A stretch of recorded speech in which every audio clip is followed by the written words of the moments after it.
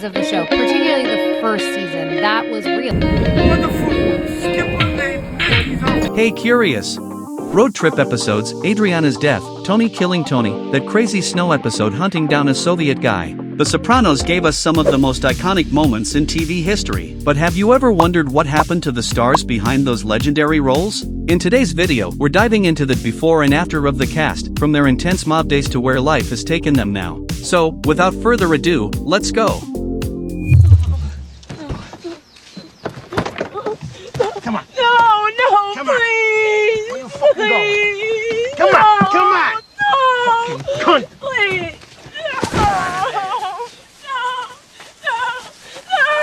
Alright, let's begin with Adriana La Cerva. I mean, you just saw it, that scene still hits hard, right? Adriana was sweet, loyal, and super hot, but got caught in this dangerous web she has no control over. Her love for Christopher blinded her to the fact that there was no way out, and you could feel her trying so hard to balance the mafia, the FBI, and her relationship, but we know how it ended. Well, and as for Drea Matteo, since The Sopranos she's been killing it in shows like Sons of Anarchy and Shades of Blue, always bringing that raw energy to everything she does.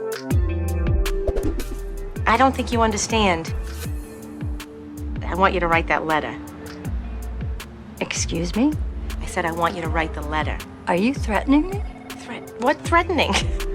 Now let's talk about Carmela Soprano, the queen of contradictions. She's the mob wife who loves the luxury but struggles with the guilt of where it all comes from. Deep down, Carmela knows what Tony's up to, but she's constantly torn between being a good wife, a good mother, and trying to find her own identity in all the chaos. Her strength and sharpness made her unforgettable. And what about you? You love or hate Carmela? After The Sopranos, Edie Falco killed it in the dark comedy series Nurse Jackie and even showed up in Avatar: The Way of Water in 2022.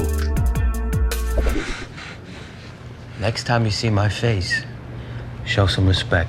I will. You motherfucker! You shot my foot! It happens. You fucking asshole! Christopher Moltisanti is one of the most tragic and unpredictable characters in The Sopranos. Christopher is Tony's protege, trying to climb the mob ladder, but he's constantly battling his demons, addiction, anger, and that constant need for approval. You can't help but feel for him, even when he's making horrible decisions. He's ambitious, but so self-destructive, and it's like you know it's never gonna end well for him. As for Michael Imperioli, he's been busy since The Sopranos. He's popped up in shows like The White Lotus, and he's even dabbled in writing and podcasting. You know you can't pay us in napkins. You gotta let that dry before you put on a second coat? Fucking Grandpa Munster over here. You're gonna deal those? They're not candy bars. You can let some of them go. Steve Buscemi gave us the unforgettable Tony Blundetto, Tony Soprano's cousin, and one of the most loved and hated characters. Blundetto's inner conflict trying to stay on the straight path while being pulled back into his old criminal life makes him such an intriguing character. He's smart and ambitious, but one wrong move drags him back into the chaos, cause Blundetto also played a key role in sparking a major crisis that led to some of the show's most shocking deaths. After The Sopranos, Buscemi continued to shine, especially in Boardwalk Empire, proving he's a true acting chameleon. Oh, don't worry. I'm not going to break the social compact.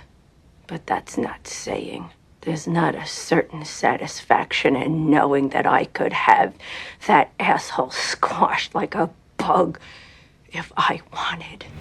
Now let's dive into Dr. Jennifer Melfi, the woman who takes on the impossible task of being Tony Soprano's therapist. Played by Lorraine Bracco, Melfi is the one person who gets a glimpse of Tony's inner world. She's calm, professional, really hot I have to say, and tries to help him confront his issues. You can feel the moral struggle she faces, knowing who Tony really is, yet still trying to treat him. That push and pull between them is some of the best tension in the series. As for Lorraine Bracco, she's had an amazing career before The Sopranos, and since then, she's stayed busy in TV and writing. Asshole! Yeah, Zebra, I'm talking to you! You blow that whistle one more time, I'm gonna stick it up your fucking ass! Get off the field! Now! Get off the field or your team is gonna forfeit the game! I'm going! Fucking son of a... Get off the field! Silvio Dante was played by the incomparable Steven Van Zandt. Silvio is Tony Soprano's right-hand man and the ultimate mob consigliere. He's got the slick-back hair, the sharp suits and the kind of deadpan humor that'll have you cracking up even when he's discussing something dark. Whether he's running the bada bing or dishing out advice, Silvio's loyalty and quick wit make him a standout character. Steven Van Zandt in real life is a rock star with the E Street Band and an actor who's as cool as his character. After The Sopranos, he rocked out in Lilyhammer and continues to kick it in both music and TV. How long you been standing there? 6 hours! Now get the fucking detergent and lubricate my wrist! Motherfucking son of a bitch. I thought you were Bobby. Why didn't you just call a plumber? With what? My fucking toes? Let's shine the spotlight on Corrado Jr. Soprano, played by the phenomenal Dominic Chianese. Jr.'s not just Tony's uncle, he's the aging mobster with a chip on his shoulder and a knack for stirring up trouble. He's got this mix of old-school toughness and surprising vulnerability, and you never quite know whether he's plotting revenge or reminiscing about the good old days. Jr.'s antics and his complex relationship with Tony are both hilarious and heartbreaking. Dominic still looked the same as he does in the show, and he is still acting. Oh, and he was also in the acclaimed The Godfather Part 2. You're not gonna believe this. He killed 16 Czechoslovakians. Guy was an interior decorator. His house looked like shit.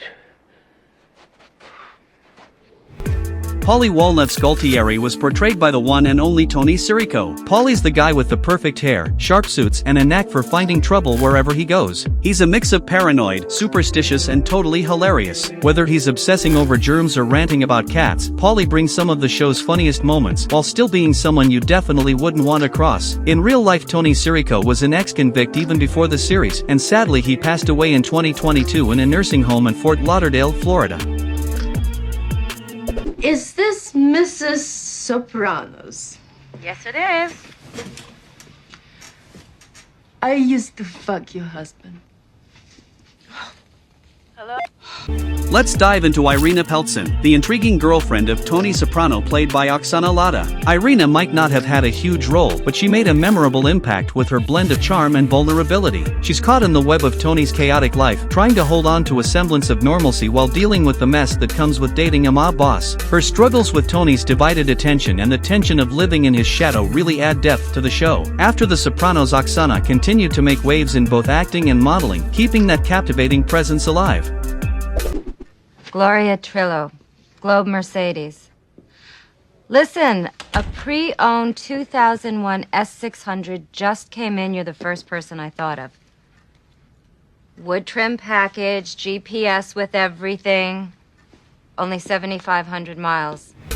And what about the beautiful and charming Gloria Trillo played by the brilliant Annabella Sciorra? Gloria is one of Tony Soprano's most compelling love interests and a complex character caught in the emotional turmoil of dating Tony while dealing with her own personal demons. Her vibrant personality and her tumultuous relationship with Tony add layers of drama and intensity to the show, making her story both dramatic and unforgettable. And Annabella Sciorra? Since her role in The Sopranos, she's kept impressing with roles in series like Tulsa King and Blue Bloods. There's no offense. So that's the trouble with you Americans. You expect nothing bad ever to happen, when the rest of the world expect only bad to happen, and they're not disappointed. Well, that's a fucking grim outlook.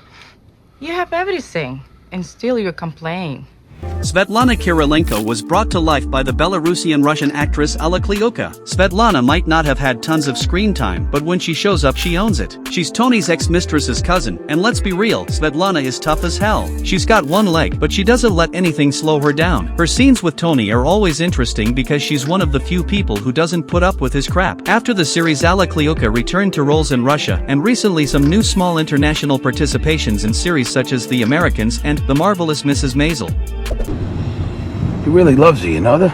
Come on, that old prick. I'm serious. He talks about you all the time. I know you had your problems, but I don't know. I wish he was my uncle sometimes. Bobby Baccalieri, played by the lovable Steve Scaripa, is the gentle giant of The Sopranos, one of the few mobsters who's actually nice and with a good heart. But don't be fooled, when push comes to shove, Bobby can get his hands dirty. His relationship with Janice adds a lot of layers to his character, making him one of the most relatable guys in the show. Steve Scaripa has had other roles after The Sopranos, but certainly his most notable one is in the series Blue Bloods, which he has been doing since 2015 as Anthony Abitamarco, and he even co-hosts a podcast with Michael Imperioli about the show. The fuck out of here. I'm in no mood for your... Ow. Oh.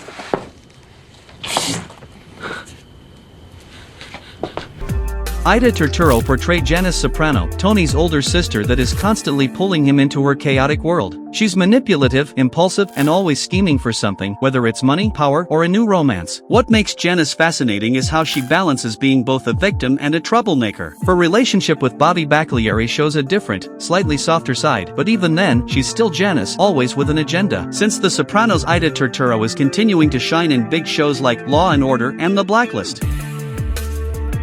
5 fucking families, and we got this other pygmy thing over in Jersey. There's no scraps in my scrapbook. Make it happen.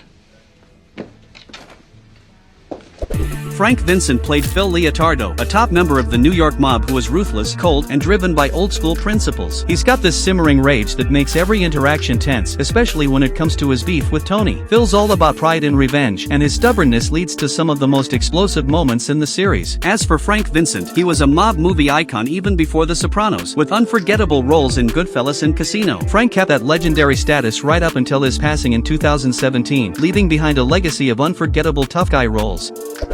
Power sharing. You all were in charge equally, but no major decisions can be made without a majority of 2. What the fuck? Hey, this way you're not such a big target for the feds. 3 of the other families have this kind of arrangement. What's this, the fucking UN now? Vincent Curatola played Johnny Sack Sacramone, the boss of the New York family. He's sharp and knows how to play the long game, but what makes him interesting is that beneath all that mobster toughness, he's got a real soft spot when it comes to his wife Ginny. He's more refined than a lot of the other mobsters, but he's also got a temper that once triggered is quite dangerous. His conflict with Tony adds so much tension to the show as their alliance is always teetering between cooperation and all-out war. After The Sopranos, Curatola popped up in shows like The Good Wife and Law and Order Special Victims Unit. I love my new place so much. And this ruins everything. Look me in the eye. Tell me you didn't lay a finger on my place. John Ventimiglia played the talented Artie Bucco, a character that I'm still surprised that survived the whole show without being killed. Artie's one of the few characters in The Sopranos who isn't part of the mob, but his life is just as messy. As the owner of Vesuvio, he's Tony's childhood friend and a chef trying to keep things legit, but being so close to Tony drags Artie into all kinds of trouble whether he likes it or not. John Ventimiglia stayed active after Sopranos with roles in shows like Jessica Jones as Detective Costa, and in The Good Wife as Detective Gary Prima. Carmela, I slept with them. You slept with Tony? Really, it wasn't for me. Carmela, what I'm trying to say is stop worrying about me. Really. I mean, we both made our choices. I'm fine with mine. Catherine Narducci portrayed Charmaine Bucco, Artie Bucco's strong-willed wife. Charmaine's no-nonsense attitude and refusal to get involved with the mob world made her stand out, especially as she often clashed with Tony and Carmela Soprano. Her character represented the struggle of staying morally grounded while being surrounded by crime. After The Sopranos, Narducci continued to shine, landing roles in projects like Godfather of Harlem, The Irishman, and Euphoria, proving her talent and versatility as an actor. In Napoli, a lot of people are not so happy for Columbus, because he was from Genova. What's the problem with Genova? The north of Italy always have the money and the power. They punish the south since hundreds of years. Even today, they put up their nose at us like we're peasants. I hate the north. Federico Castelluccio portrayed Furio Giunta, Tony Soprano's intimidating yet quietly charismatic enforcer from Italy and one of my favorite characters in the whole show. Furio's inner conflict, especially his growing affection for Carmela, added a unique layer to his character. His loyalty to Tony versus his feelings for Carmela created some of the show's most tense and emotional moments. After Sopranos, Castelluccio continued to act in various films and shows in Italy and US, while also building a reputation as a talented painter and artist.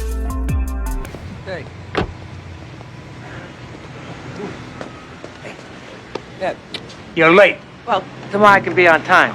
But you'll be stupid forever. Hey, sit down.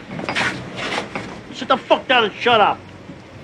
Joe Pantoliano brought Ralph Cifaretto to life, a volatile and manipulative mobster who quickly became one of the show's most notorious characters. Ralph's ruthless behavior and constant scheming made him both a compelling and unsettling presence, especially with his disturbing actions and strained relationships with other characters. He was one of those characters who could do something outrageous at any moment and create a new conflict with anyone. After the show, Pantoliano continued to deliver memorable performances in films and TV shows, including roles in The Matrix and Bad Boys.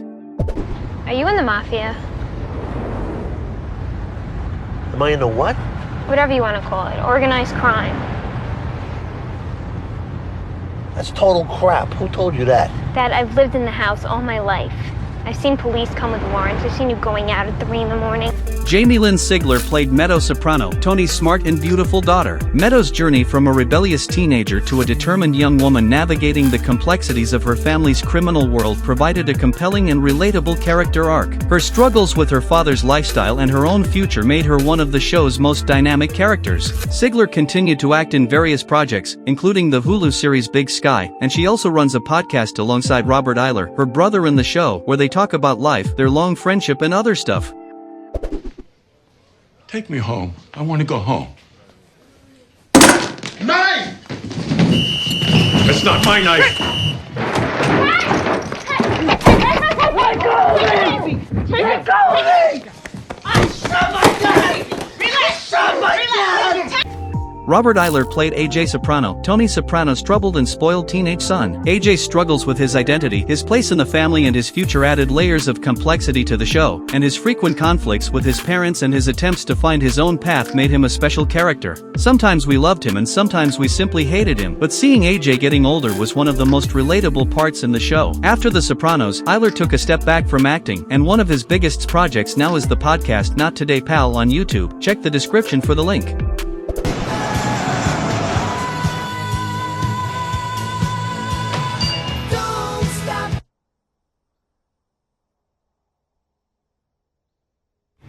Yeah, that was probably the most remarkable scene of the show, a subtle moment that hints at Tony's death and the end of his journey. James Gandolfini delivered a legendary performance as Tony Soprano, redefining what it meant to be a TV anti-hero. As the heart and soul of the show, James brought incredible depth to the character, and he masterfully captured Tony's internal struggles with anxiety, his love for his family, and his criminal life. Sadly, James Gandolfini passed away in 2013, leaving behind a performance that still resonates with audiences everywhere. Got a favorite moment or a wild theory about The Sopranos? Drop it in the comments. We want to hear all about it. Well, we've reached the end of our little Sopranos reunion. Crazy to think how much has changed since the mob ruled our screens, right? Whether it's hunting Russians in the snow or business meetings at Satriali's, these actors have come a long way. Now make sure to whack that like button and subscribe for more throwbacks and deep dives. Now choose your next video, and I'll see you there.